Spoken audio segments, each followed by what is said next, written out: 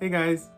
So I've been thinking about making this video for a long time, and I guess I held off because I have a lot to say about this subject, and I knew that this wouldn't be a quick little social media reel. This is a video about the boys love genre, specifically shows from Thailand, Korea, and Japan. I don't particularly love that it's called boys love, but thankfully, it's more commonly known as BL by fans of it. Now, this isn't a video about the history of BL or how it was created. That's a video that other people have done way better than I ever could. But if you're here, then I assume you at least have a slight familiarity with the genre. Either way, the time has come for me to put all my thoughts into one place. I planned it all out, and I got all dressed up, and here we are. So let's start at the very beginning. A very good place to start.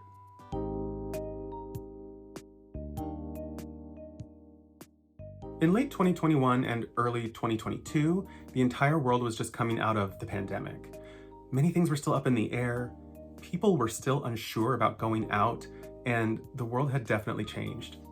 But while we were in quarantine and lockdown, we all had to find new ways to cope with being stuck at home. Conventions weren't happening, which was how I made a good portion of my income working in publishing and in the comic book industry. So to fill the time, I got a new dog. I played an obscene amount of Animal Crossing. I got dressed up in drag, and I started making puppets. We all cope in different ways, right?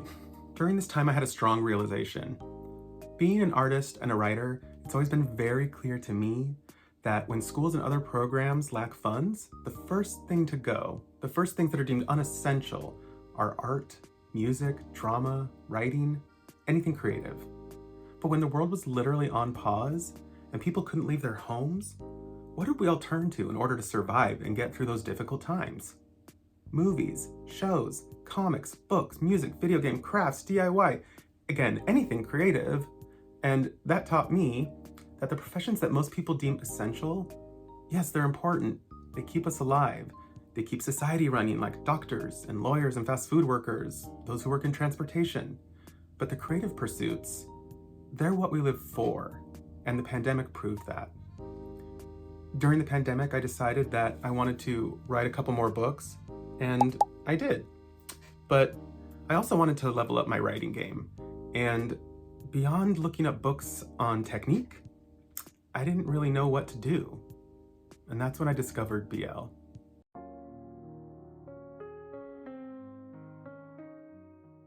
Coming from comics, I knew what yaoi was, but I had no idea there was an entire genre for boys love romance in Asia, and that it was this $1 kajillion business generating shows and stars and products and everything. As I was decorating for Christmas in 2021, some good friends of mine recommended I watch a show called Cherry Magic, a Japanese BL romance with a wild plot that sounded kind of fun. But by the time I finished the show, I felt so cheated and so annoyed that I had watched 10 episodes of a show where there was no physical affection whatsoever, and spoiler alert, if you're gonna watch this show, just jump ahead like 20 seconds. In the final episode, as the two male leads are finally about to kiss, an elevator door shuts on them before we get to see anything. I thought, nope, not for me. If this is what BL shows are like, I am not here for it. I'm not spending any time in Queerbait City. So I told myself that BL wasn't for me. But another friend kept posting GIFs. Not getting into it, guys. I know what the creator said. I say GIF for the same reason I say graphic and not draphic. Anyway, GIFs of these two cute guys who were very flirty with each other. And he kept writing little reactions to them. So I reached out to him and I asked, what is this? What show does this come from? And he replied, oh, let me change your life. And he sent me a link to a YouTube playlist for a show called Bad Buddy. I liked it right away. From the jump, there were funny sound effects and overdramatic reactions that, in a way, reminded me of telenovelas. I felt like, oh, novellas prepared me for a show with this kind of tone. So I watched several episodes. If you aren't familiar with Bad Buddy, it's a story of two boys who grow up next door to one another, compete at being better than the other due to the fact that their families hate each other, and eventually can't deny any longer that they have feelings for the other. One review I read online stated that the show was good because the two lead characters hate each other. And I remember thinking, no, it's interesting because the two leads hate that they really love each other. From here on out, if you plan to watch Bad Buddy and don't want spoilers, then maybe skip ahead like 4 or 5 minutes. But 5 episodes in, things got really intense. Their friends were picking up on weird vibes between them. Pat wants to be open about his feelings for Pran, but Pran's uncomfortable. And while the show was getting good, I felt like if this goes on for another 5 episodes and they don't even kiss, then I'm really done. This kind of show isn't what I want to waste my time with. But then we get a rooftop scene that, well, let's just say I was very happy, and I cry every time I see this scene, which has probably been like at least 25 times now. But more than just being satisfied by, gays kissing, I really did enjoy the story. I enjoyed how not a single story thread was left unattended, and how the show used flashback to inform you of certain things, enhancing the story. I hadn't seen this done too often in that way. This happened in other series I eventually watched too.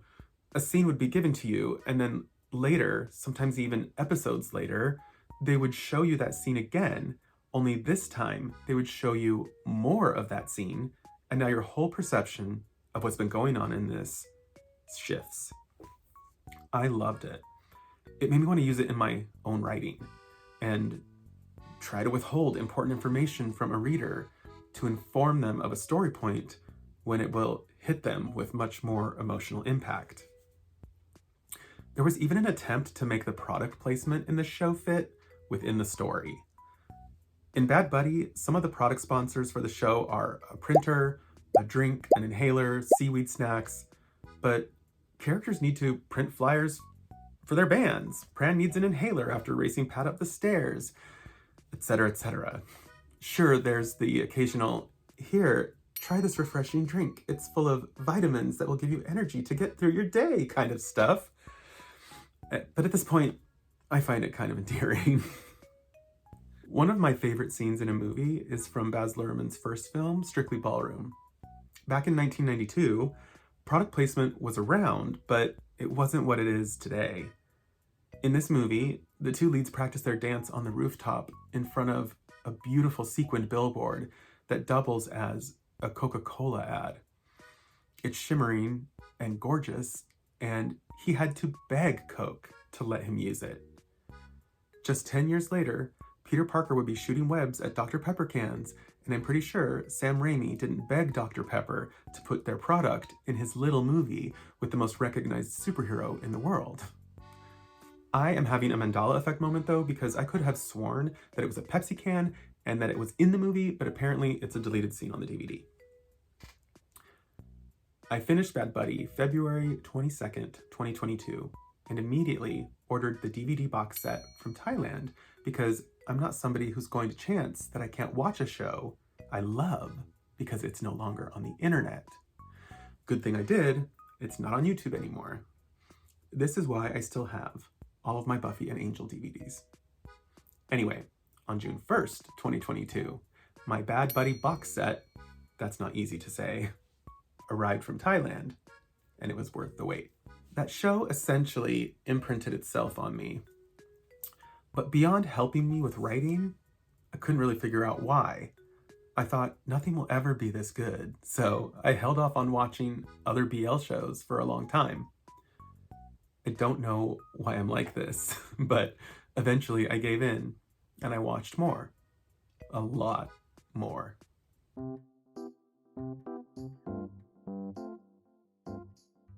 I knew I was becoming obsessed.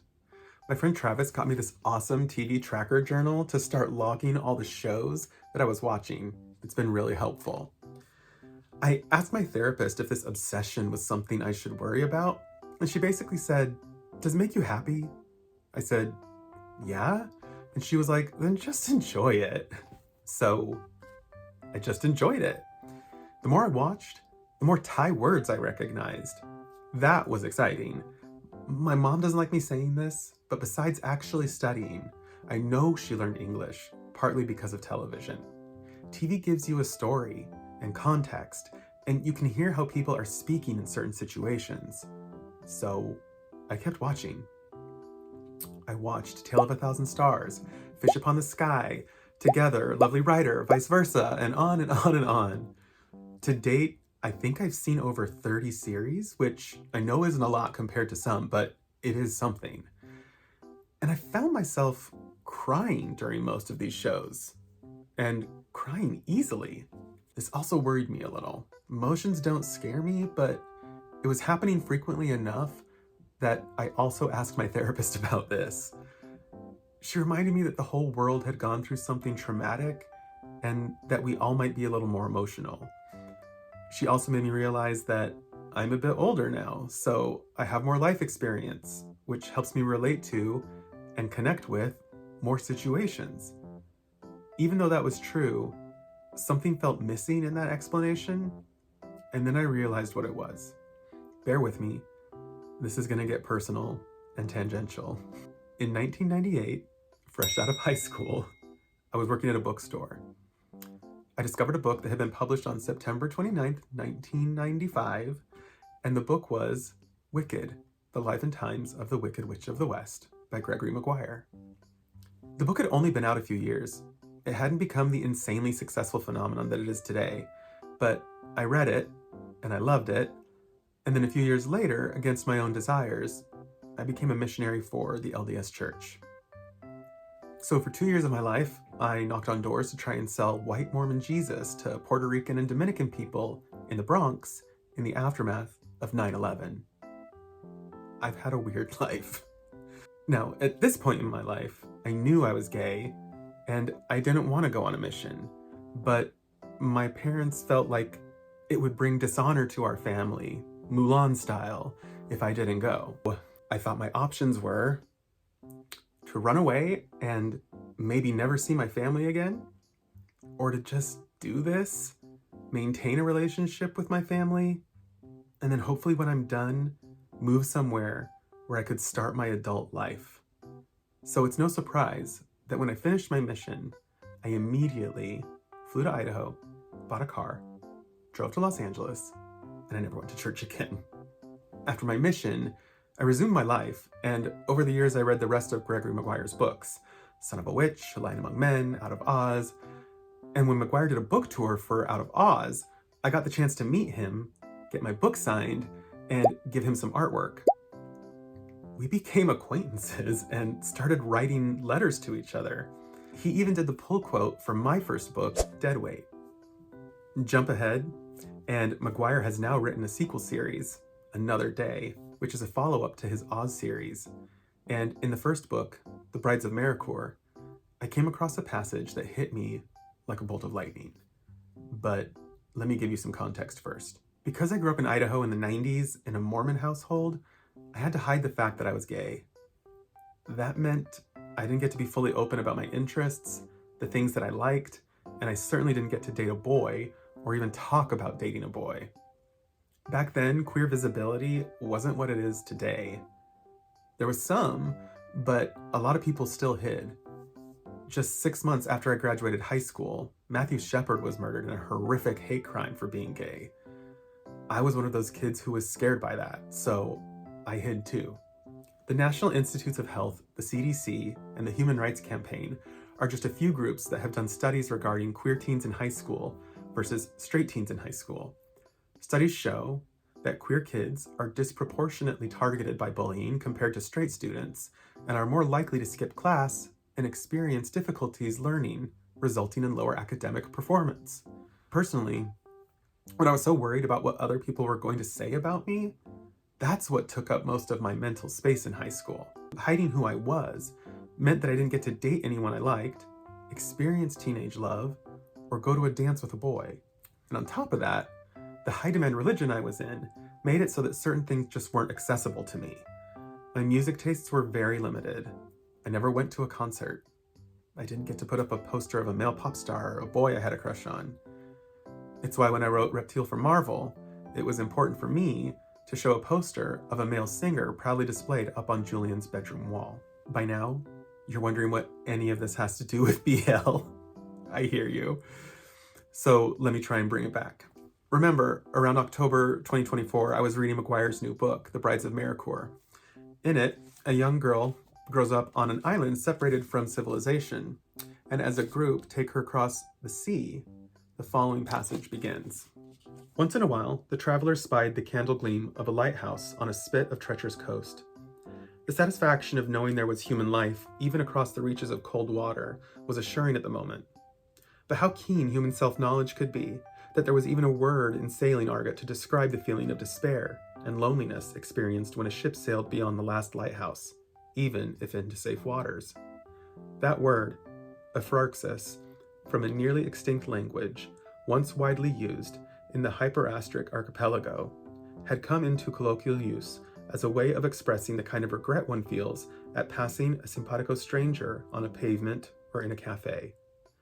The life we might have lived together, O passing stranger, a frarctic moment, often followed up by a stiff drink. Nostalgia for something that never had been. That was what sunk its claws into me and never let go. Ephrarxis, this word McGuire created for the feeling of nostalgia for something you've never experienced. That was BL for me. I've spoken about this on a few podcasts, the Lovecast podcast and the Boys Love podcast, which I recommend you check out. But it was young gay romance, gay teenage crushes, gay storylines, and characters that I didn't get to experience when I was a kid. It's not an easy feeling to describe, but if you aren't queer, then try this. Imagine that ever since you were little, almost all of the love songs you heard, all the romantic relationships you saw in movies and TV, all the characters who fall in love in comics and books, almost everyone that you saw was gay. Something in you would know, deep down, that there must be stories out there for someone like you, someone who needs to feel seen. And by the time you find them, you're old. And you're so old that you realize you're old enough to be these adorable actors' dad, and this obsession might just be a midlife crisis, right?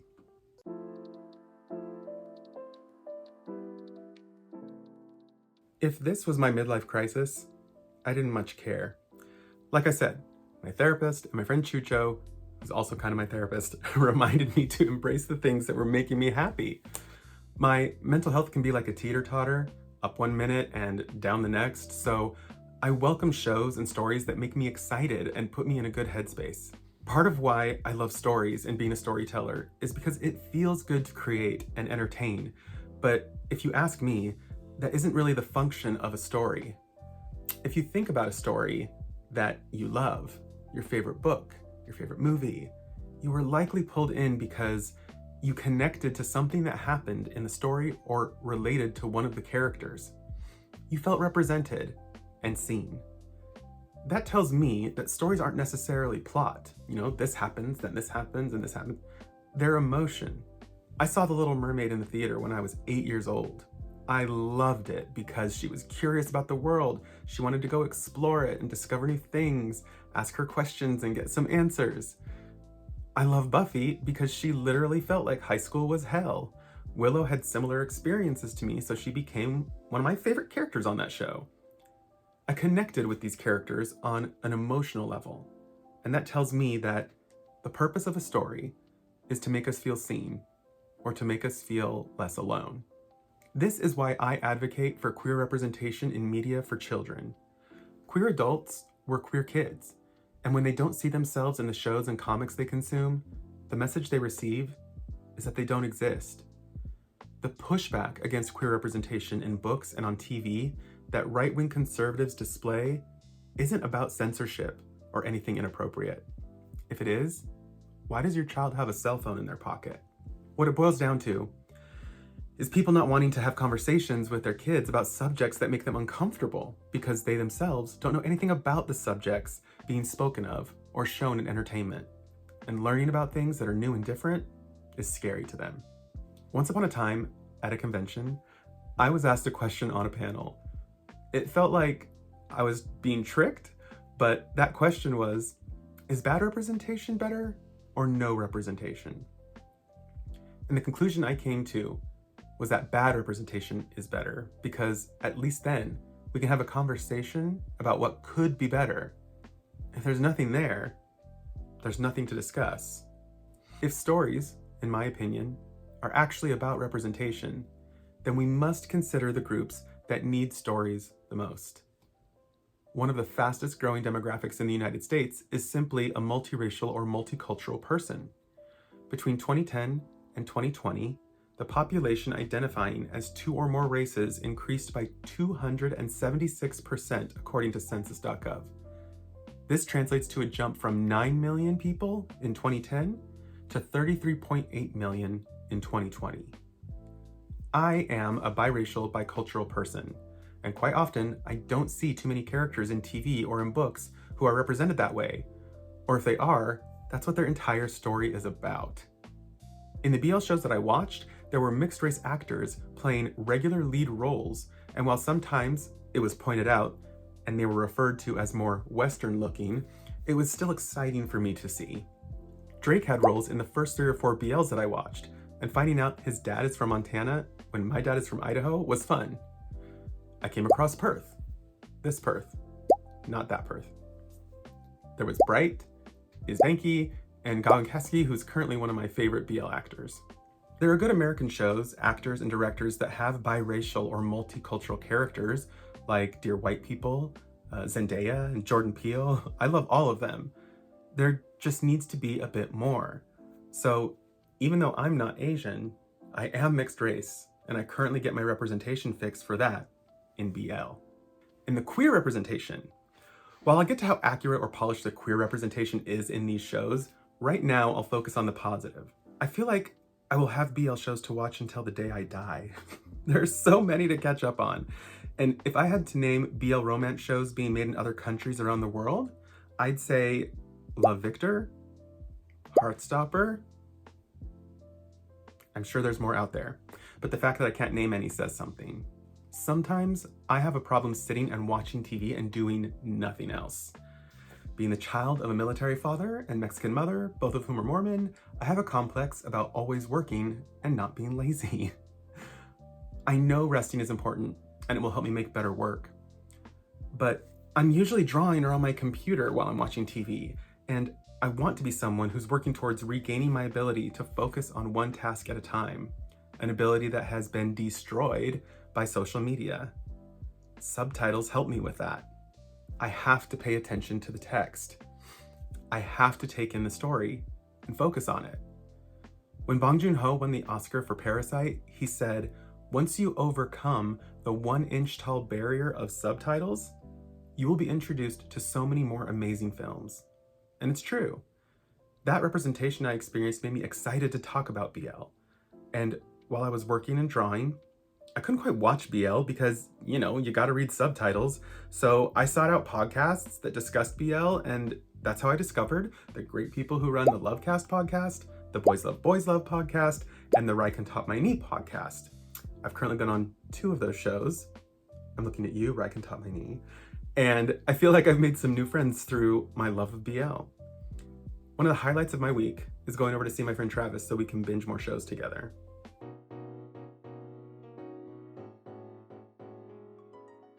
One thing I enjoyed about BL shows, which might normally have bothered me in other series, was the formulaic elements and tropes included in the stories. I think with what I was going through at the time, I just wanted to escape into something familiar and comforting with things I could expect and look out for. For example, as I watched more and more, I began to realize that sometimes one of the boys usually has a guitar and sings.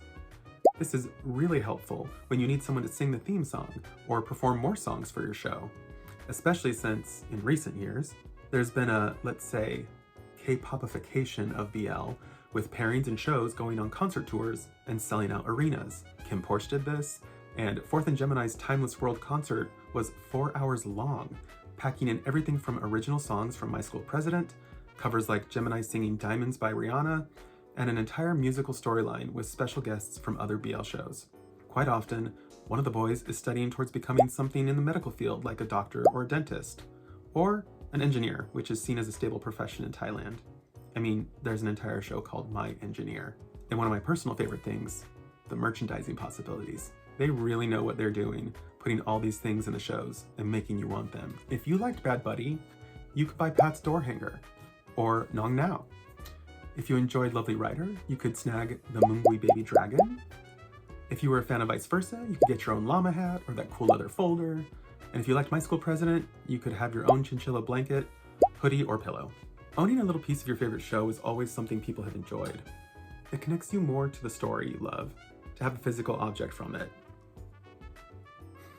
I was raised on telenovelas, and those end after a season, then they go on and make a new one. In the States, we are used to soap operas that go on and on for decades, but BL shows typically involve a pairing, and when their show ends, that pair goes on to star in a new show, playing all new characters. I think that's fun. And because of this, pairings have their own little mascot that they trot out for merchandising reasons. Let me just say, Purpoon is adorable. I couldn't tell you what Keen Man is. Look Kanu is a cute design, and Tomafox looks like they'd be just fine murdering me in my sleep. The newest addition, Gwynsley, is a grizzly penguin that plays basketball. Joss and Gawain's little guy. Like I said, you can get merch of all these characters. It's pretty genius. As I mentioned, this was providing me with an escape, with a fantasy, where everything might just turn out all right. I know life isn't that way, but if I wanted real life, I'd walk outside my door. Many people seem to have a problem with this fantasy-like element to BL. Usually there's more than one gay pairing in the show or story, but critics take issue with the word gay not being used often enough, or with the storyline centering around the idea that one of these boys isn't gay, or hasn't thought of that before, they just love this boy. And I agree, to a point. First, in my opinion, the more gay characters, the better. You could argue that there are too many gay characters in one show and that it's not realistic or believable, but most queer adults and young adults I know surround themselves with other queer people. And I've seen several BLs that do involve aspects of gay culture and gay storylines. He's Coming to Me has a heartbreaking coming out scene. Eclipse involves a boy taking his love interest to a queer-operated and owned cafe while dealing with the death of his gay uncle. And Only Friends, that's the gayest one I've ever seen.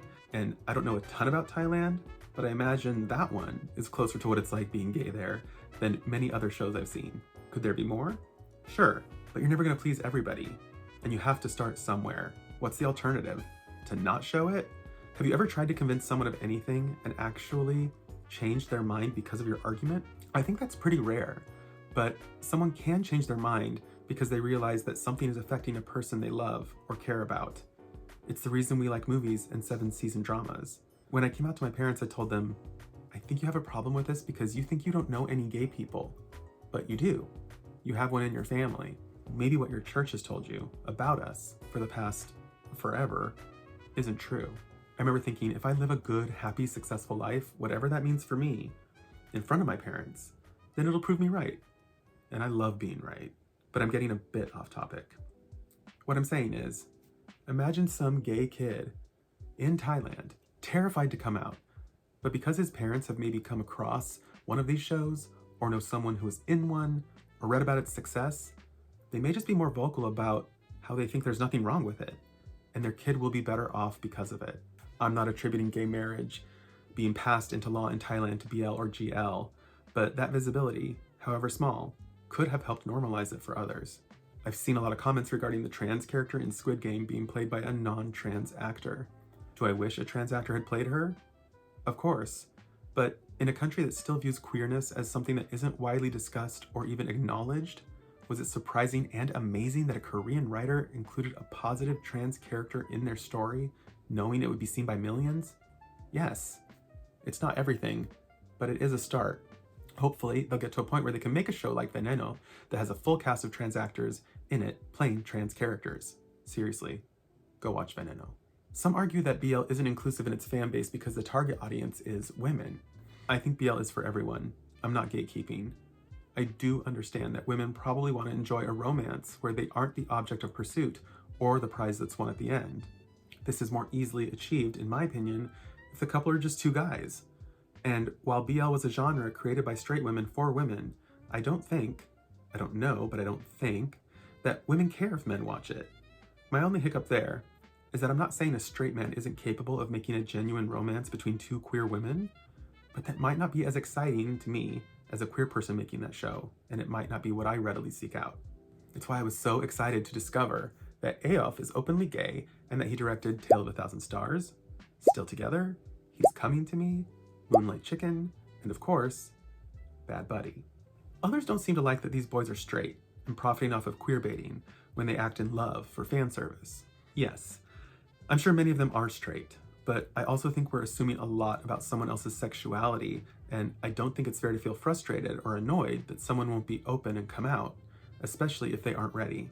Having straight actors pretend to be gay in a role, but giving the character no storyline or relationship, to me is worse than actors whose sexuality is undisclosed doing things that could be seen as romantic or flirtatious amongst each other. Need I remind everyone that a certain actor was bullied online for not discussing his sexuality, which made him feel forced to come out. And while we all love speculating and wishing and hoping, there is a personal and cultural element involved with attempting to force someone to come out before they are ready. You don't know someone's full story, so have some grace and don't bully people for not coming out. It's gross. Don't do that.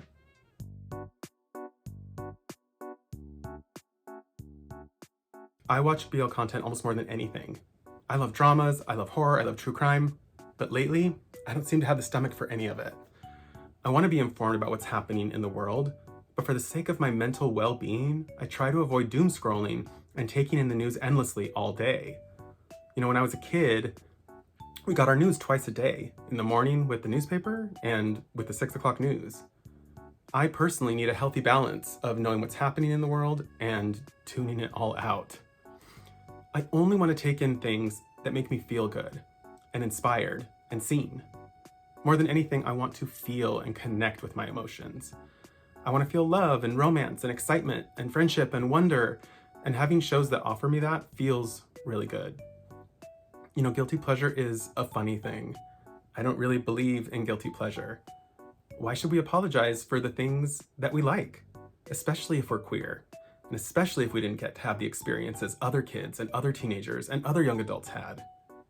If you exhibit shame for something you enjoy, people see that as a sign of weakness in you. But if you proudly say, yeah, I watched that, or yeah, I like that, and people tend to back off a little bit and just let you be. When I was feeling uncertain, I asked my good friend Chucho. I've mentioned him a couple times. He's editor-in-chief here. Hi, Chucho. I asked him if I should be embarrassed by all of this, and he said something that hit me pretty hard. He said, homophobia, misogyny, and religion stole your childhood. So do what you want now, dress how you want now, watch what you want now, and like what you want now. In other words, he was telling me to do what makes me happy, so I'm going to. I often say that the most important thing in my life is my time, because that's something that I'll never get back. So what I spend it on has to be important. So life is short.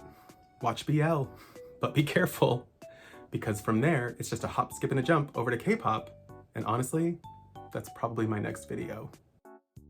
Thanks for watching. Please comment, like, and subscribe. Bye.